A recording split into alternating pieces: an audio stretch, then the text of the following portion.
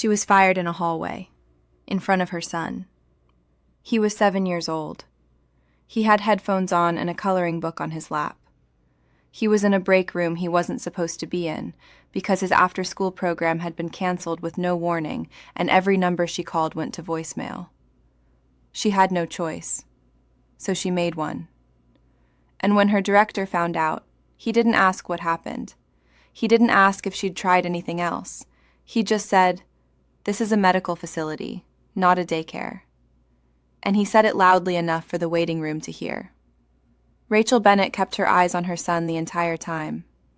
She watched his face do the thing 7-year-olds do when they're trying to figure out how much of a disaster is their fault. She went to him. She held his face in her hands. She said, "Not one piece of this is about you." Then she packed his backpack, took his hand, and walked out. On the clinic steps, a doctor she barely knew stopped her. He hadn't needed to follow her outside. He had a chart in his hand. He had places to be. But he stopped her. And he asked the only question that mattered. Why did no one ask whether you had another choice? That question is where this story begins. Everything else, the job she almost didn't take, the child who needed more than she knew, and the man who showed up when she had stopped expecting anyone to, comes after. Before starting the story, comment down below where you are watching from and what time it is there. If stories of karma, love, and hidden truths move you, leave a like, be sure to subscribe to the channel, and click join to become a member and help our channel. The phone call came at 2:47 p.m., and Rachel answered it while printing discharge forms with one hand and holding a patient file with the other. She recognized the number. Sunflower Kids, Ethan's after-school program. We're sorry to inform you that today's session has been canceled due to a staff emergency. We attempted to notify families this morning. Rachel set the phone face down on the desk before the sentence finished. She stared at the wall for exactly 3 seconds. Then she picked the phone back up. She tried her mother first. Voicemail. Her neighbor Linda, a ring, then a text back. "Sorry, hun, doctor appointment, can't today." Her friend Dana picked up but spoke fast, before Rachel could finish asking, "I've got my kids and my mother-in-law here, I can barely breathe." There was no blame in Dana's voice. That almost made it worse. Rachel pulled up the backup sitter's number. 3 rings. 5. Nothing. She checked the clock. 3:04 p.m. Ethan's program ended, or rather, had ended, at 3 o'clock. He was already at the pickup door, waiting. She had a patient consultation starting in 8 minutes. Jonathan Mercer was due to review the quarterly intake reports with the clinic director at 4. Rachel had organized those reports herself, tabbed and color-coded, sitting in the filing cabinet behind her desk. She picked up her purse. Left a note on the keyboard for her colleague Sandra. "Back in 20, hold walk-ins if you can." She walked to the parking lot without running, because running would have meant she had no plan. She had a plan. Ethan was standing at the curb when she pulled up, backpack straps gripped in both fists, scanning the parking lot with the particular stillness of a child who has learned not to look too worried. When he saw the car, he smiled. That quick, crooked smile that lived more on the left side of his face. Rachel said nothing about the canceled program. She said they were going on an adventure. He believed her. 7-year-olds still can, when you say it the right way. The break room was small and tucked at the back of the clinic, past the supply closet and the staff bathroom. Rachel sat Ethan up in the corner chair, the one that faced away from the door, with his coloring book, his headphones, and her phone loaded with 3 downloaded episodes of his current favorite show. She put a juice box and 2 granola bars on the chair beside him. She crouched to his eye level. "Stay here," she said. "Don't open the door. I'll check on you every half hour." "Is this because of work?" he asked. "This is because we're being resourceful," she said. She kissed his forehead and went back to her desk. For 2 hours and 40 minutes, the plan held. Rachel answered phones, flagged 3 urgent referrals, attended the consultation, 7 minutes late, which she absorbed without explanation, and managed to slip back to the break room twice. Both times, Ethan was exactly where she left him, absorbed in color or cartoon, unbothered. The third time she went back, Jonathan Mercer was already in the hallway. He was coming from the direction of the supply closet. He held a folder in one hand, but he had stopped walking. He was looking at the break room door, which had swung open slightly, enough to show the corner chair, the coloring book, the boy with headphones who was too small to belong in a medical clinic. Rachel felt something hollow open in her chest. She kept walking. "Rachel!" Jonathan's voice was flat in the way that meant a decision had already been made. He pushed the break room door fully open. Ethan looked up. He saw Jonathan's face. He pulled one side of his headphones down. "This is a medical facility," Jonathan said, and he said it in the hallway, loud enough that Sandra looked up from the front desk. "Not a daycare." Rachel stepped between Jonathan and the doorway. "His program was canceled today. I had no—" "You had the option to inform us and make alternate arrangements." Jonathan kept his volume exactly where it was. "Instead, you brought a child into a restricted area without authorization." "I tried to reach—" "This isn't a conversation." He closed the folder. "Collect what's yours by end of day." The hallway went quiet in the way that happens when everyone nearby has stopped pretending not to listen. Sandra had her hand flat on the desk. A woman in the waiting area had put down her magazine. Rachel kept her eyes on Ethan. He had both hands on his knees. His face was doing something she recognized, the tight, careful look of a child adding up numbers that don't come out right, trying to calculate how much of this was his fault. She went to him. She crouched. "Hey, look at me." He looked. "This is not about you," she said. "Not one piece of it. Do you understand me?" He nodded, but his jaw was still set. She held his face in both hands for a moment. Then she stood, helped him with his backpack, and walked him toward the front door. Dr. Kang Min Jae was standing near the consultation rooms, a chart in his hand that he was not reading. He had been watching the whole thing from the corridor. As Rachel passed Jonathan, Min Jae spoke. His voice was measured, quiet, but it reached the hallway cleanly. "Did you ask her what happened before you decided she was irresponsible?" Jonathan turned. "This is an administrative matter." Min Jae said nothing else to Jonathan. He followed Rachel and Ethan through the front door and onto the clinic steps. Rachel had her car keys already out. She was not moving fast, but the keys were out, and that was the only sign of anything. "Wait," Min Jae said. She stopped. "Why did no one ask whether you had another choice?" The afternoon traffic moved steadily on the street in front of them. Ethan stood at Rachel's side, backpack too big for his frame, looking at the doctor who had just said aloud the only thing worth saying, the thing no one inside had thought to ask. Rachel looked at Min Jae. She didn't answer. She didn't have to. 3 days after that parking lot, Rachel's phone rang with an unknown hospital number. She almost didn't pick up. Min Jae's voice was even, unhurried. There was a coordinator position at St. Gideon Pediatric, had she applied yet. Rachel held the phone away from her ear for a second. She thanked him and said she was handling it. He said, "Rachel." Just that. The way someone uses a name when they need it to mean stop. "I recommended you because you are good at your job.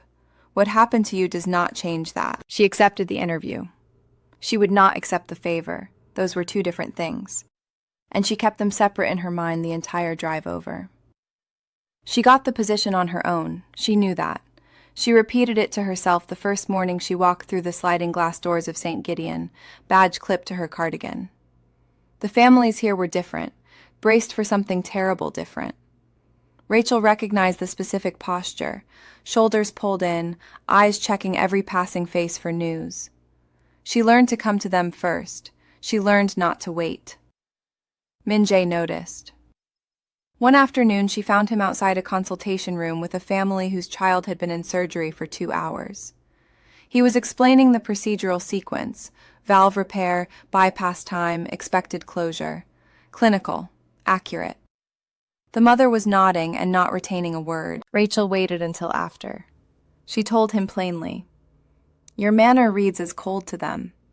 They can't process information when they're scared. They need to know you see them before they can hear you." He looked at her with something that was not quite offense and not quite openness. He pressed the elevator button and said nothing.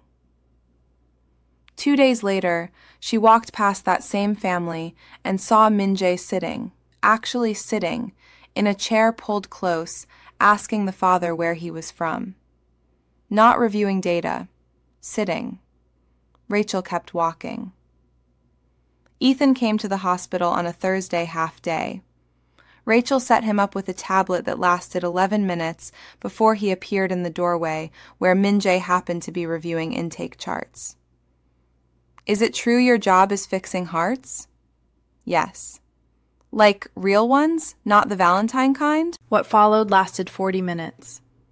Ethan had questions that required diagrams. Min-jae drew them on the back of a printed schedule. Chambers, valves, the electrical signal that tells a heart when to contract. Ethan corrected him once, confidently and incorrectly, and Min-jae corrected the correction without condescension. By the end, Ethan had eaten half a bag of shrimp crackers from somewhere and learned to say "annyeong" with an accent that made Min-jae's mouth pull sideways in a way Rachel had not seen before. She stood in the doorway and watched. That night, Ethan drew at the kitchen table. He showed Rachel one. 3 figures, the tallest in a white coat, a woman with long hair, a small one with a cape. The tall one said Dr. KNG. The small one said me. Rachel asked what the middle figure was. He looked at her like the question was unnecessary. "That's you, Mom." She taped it to the refrigerator and told him to get ready for bed. A week later, pulling a file outside Min-jae's office, she noticed something at the edge of his desk. Ethan's superhero doctor drawing, the one with the cape and the stethoscope, tucked under a coffee mug. She moved the mug. 3 drawings, layered. All Ethan's, all kept. She set the mug back. She walked to her desk. She sat down and looked at her screen without reading it.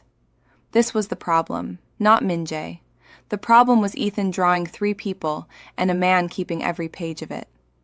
The problem was her son already speaking in plurals, us, we, when Min-jae says. Rachel had been here before, in a different form, and she knew exactly how much it cost when that version of us became just me again.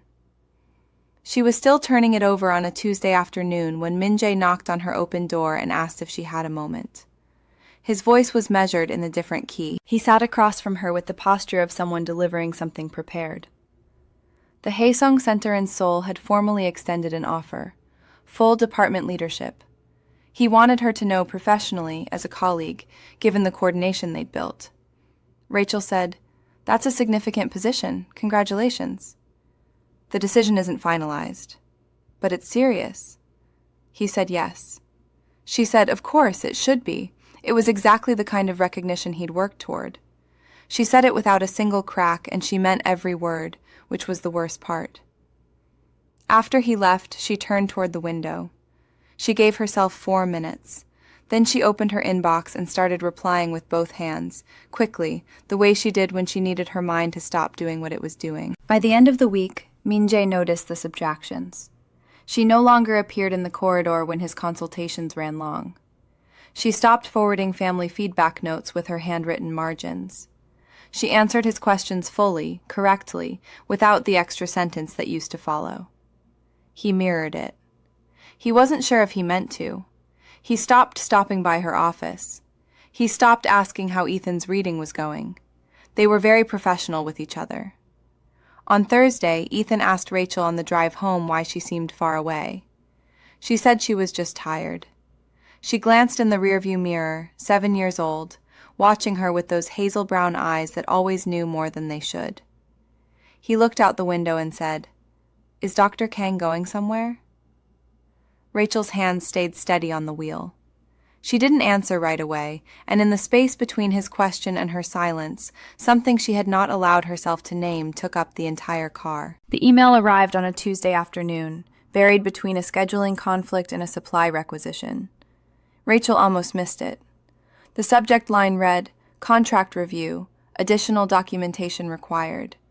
And when she opened it, she found 3 attached pages. Jonathan Mercer's formal employment report from the clinic, submitted to the hospital's HR department 6 weeks after she had already started working there. 6 weeks after she had already proven herself. 6 weeks after Ethan had drawn Min-jae a rocket ship and called it the Good Doctor's spaceship. She read it twice. The language was careful, precise, the kind of precision that costs nothing when the damage is already done. Unsatisfactory professional judgment. Failure to maintain appropriate workplace conduct. The words described a version of her firing that erased the context entirely. No mention of the canceled program, no mention of the impossible morning, no mention of the fact that not one person had asked her a single question before Jonathan said her name in front of the entire front desk. She closed the laptop, opened it again, closed it. Min-jae found her in the hallway outside the administrative wing, her lanyard twisted around her fingers. He asked what was wrong before she said a word. She told him. He listened without interrupting, which was how he listened to everything, fully, carefully, with the particular stillness of someone who understood that the speaker needed to reach the end of the sentence on their own. "I can speak to the board," he said. "I know 2 of the committee members. I can explain what actually happened." "No." The word came out harder than she intended. She looked away, at the window at the end of the corridor, at the gray November sky beyond it. "I refuse to spend my life being known as the woman a successful doctor had to rescue." Standing beside someone, Min-jae said, is not the same thing as saving them. She knew he was right. She knew it the way she knew things she wasn't ready to act on, clearly, at a distance she needed to maintain. "It doesn't matter what it is," she said. "It matters what it looks like. It matters what I'll carry from it." He didn't push. That was almost worse. He looked at her for a moment longer than necessary, said quietly, "Okay," and walked back toward the surgical wing. What followed wasn't quite a fight. Neither of them had raised their voices. But the days after had a different texture. He was courteous, she was professional. Ethan still came on Thursdays, still brought drawings, and Min-jae still crouched to look at each one with the same focus he gave a chart. Something had shifted slightly out of alignment between them.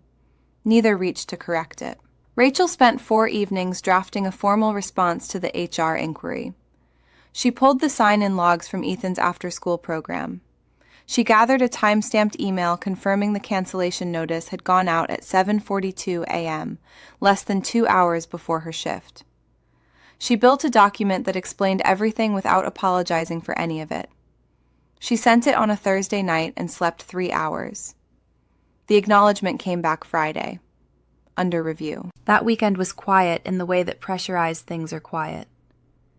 Ethan made pancakes with her Saturday morning, flour on his chin, explaining at length why dinosaurs would have been very good at cooking if they'd had thumbs. She laughed. She kept laughing past the point where it was funny, because it was either that or something else entirely. Sunday night she checked his forehead before bed out of habit. Warm. She told herself it was nothing. By 1 in the morning she was taking his temperature, 102.4. She gave him medication, set a cool cloth at his temples, sat on the edge of his bed. By 2 a.m. it had climbed to 103.8, and he was shivering through the sweat at his hairline, and Rachel was already moving, shoes on, keys in hand, dinosaur blanket pulled from the foot of his bed. She drove through empty streets. Ethan murmured complaints from the back seat about being woken up. She talked to him the entire way. She kept her voice steady. Her hands on the wheel were steady too, because she had decided they would be. The ER intake nurse was kind and fast.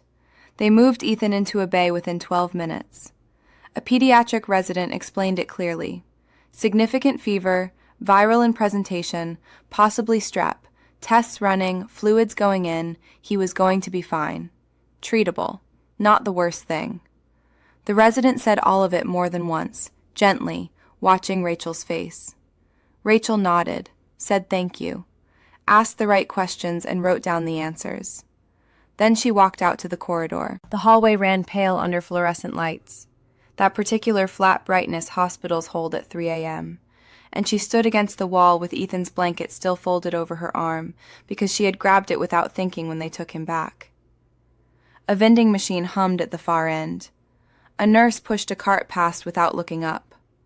Behind a set of double doors somewhere, a monitor beeped in slow, even intervals. She had her phone in her hand. She looked at it for a long time. She had the number. She had looked at it in the car without deciding to, the way your eyes find something before your mind gives permission. She knew that if she called, he would come. She knew it without any uncertainty, without any question at all. She put the phone in her pocket. She sat down in one of the plastic chairs along the wall, pulled the blanket across her lap, and pressed her back straight because she could not afford to lean. The clock above the nurse's station read 3:17 a.m.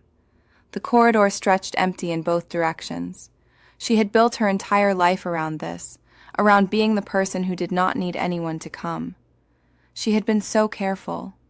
She had made it into a kind of architecture, something load-bearing, something she trusted precisely because she had built it alone. And sitting here now, under fluorescent lights, Ethan's blanket still warm from the car, she understood with a precision that bordered on physical pain exactly what that architecture had cost her. Her phone buzzed against her thigh. An automated message from the hospital billing system, a balance reminder. She read it, set the phone face down on the chair beside her. Then she heard footsteps coming from the far end of the hall. Min-jae walked toward her with his coat still on, collar turned up from the cold outside. He had not called first. He simply appeared at the end of a fluorescent corridor at 2:30 in the morning, carrying 2 paper cups of coffee from the vending machine downstairs. Rachel stood up. She had no words ready. "I heard from the charge nurse," he said. "I was still in the building." She wanted to ask why he was still in the building at this hour. She stopped herself. He handed her the coffee. She wrapped both hands around it and held on without drinking. They sat. The corridor was almost empty. A nurse passed every 20 minutes, quiet shoes on linoleum. Min-jae said nothing to fill the silence. He sat beside her with his elbows on his knees and let the silence be what it was, 2 people waiting together. Around 3, the attending physician came out to update her. Medical language moves fast when you are frightened. Rachel caught fragments, febrile episode, monitoring, responding to fluids, and lost the rest. Min-jae leaned slightly forward while the doctor spoke. Afterward, he turned to her and said it plainly, not clinical, just clear. "His fever is coming down. His numbers look better than an hour ago. He is not in danger." She nodded. Her throat was tight. "You can breathe," Min-jae said quietly. She breathed. At 4 in the morning, Ethan woke and asked for water. Rachel was already on her feet, but when she stepped inside and Ethan saw Min-jae standing in the doorway, something in the boy's face loosened, the particular tension children carry when they sense their parent is afraid. "You came," Ethan said. Not to Rachel, to Min-jae. "I came," Min-jae said. He found a worn paperback on the shelf by the window, a story about a boy who builds a boat, and read 2 chapters in a low, steady voice until Ethan's eyes closed again. Rachel sat in the chair beside the bed and watched her son sleep. Before 5, Min-jae stepped back into the corridor and made 2 short calls. She caught fragments, her name, a file number, the words procedurally unfounded. He handled the HR report the way he handled everything, without theater, without making it about himself. He came back in, sat down, and said nothing about it. She looked at him. "The report. It's handled. You didn't have to. I know." By 7, the morning shift was arriving and Ethan's fever had broken. Rachel stood in the hallway while a nurse changed his IV, and the exhaustion she had been holding back for hours finally sat down on her like weight. Min-jae brought her a second coffee she barely touched. She leaned against the wall. He stood beside her. "I've never called anyone," she said. It came out before she decided to say it. "Not once. In 7 years." I know. I wasn't going to call you last night either. I know that too. She looked at the floor. Outside, through the window at the end of the hall, the sky was turning pale gray. You stayed anyway, she said. He said nothing. He didn't need to. Ethan came home 3 days later. He spent a week on the couch watching nature documentaries and complaining that the crackers Rachel bought were the wrong kind. She took it as an excellent sign. The sole question remained. She knew Min-jae was still deciding. She kept it to herself. She had told herself, firmly, that she would not be the reason a man walked away from 15 years of work. That was not love. That was a different kind of weight. One evening, Min-jae came over after dinner. Ethan was asleep. They sat at the kitchen table with tea going cold, and Rachel finally said what she had been holding back for weeks. I can't ask you to stay. I won't. Whatever you decide about Seoul, that's yours. Min-jae was quiet for a moment. I'm not staying because of anything you asked. I know. No. He looked at her directly. I stayed that night because I finally understood what I wanted my life to be. A pause. You are part of it. Ethan is part of it. That is not something I'm giving up. That's something I'm choosing. She had spent a long time checking sentences like that for exits, looking for the place where they stopped being true. This time she let herself hear it without immediately looking for the catch. Okay, she said. He smiled, small and real. He declined the permanent position and negotiated an international partnership instead. Research visits, shared publications, the work intact without the relocation. Seoul became something he did, not somewhere he had to go. Jonathan found her near the elevator bank one afternoon and said, without preamble, that he had moved too fast last spring. Rachel listened. Thank you for saying so, she told him. She meant it. She had also stopped needing to hear it. Her contract became permanent the following week, approved on her performance record. She folded the letter, put it in her bag, and went back to work. Ethan's science class presented on Thursday, the human body. His board was covered in labeled diagrams, the 4 chambers, the valves, the path of blood through the lungs and back. At the bottom, in crayon, was a drawing. 3 figures, 1 tall, 1 medium, 1 small. The small one held the hands of both. Min-jae looked at it for a moment without speaking. Ethan appeared at their elbow, still carrying a juice box, and looked up at Min-jae with the particular directness of a 7-year-old who has already decided what he wants the answer to be. Does this mean you're staying? Min-jae crouched down to his level. Yes, he said. Rachel looked at her son's face, then at Min-jae. This time, she believed him. If this story moved you, stop for a moment and reflect. Have you ever been judged for a choice you made, without anyone stopping to ask what your options actually were? Have you ever held everything together for so long that letting someone else carry even a small part of it felt more frightening than the weight itself? And have you ever had someone show up not to fix things, but simply to stay, and realized only then how much that was what you needed? Tell us your experiences and feelings in the comments. We read them all. And if you believe in stories about second chances, showing up for others, and love that begins with a single honest question, leave a like, be sure to subscribe to the channel, and click join to become a part of our community and help the channel.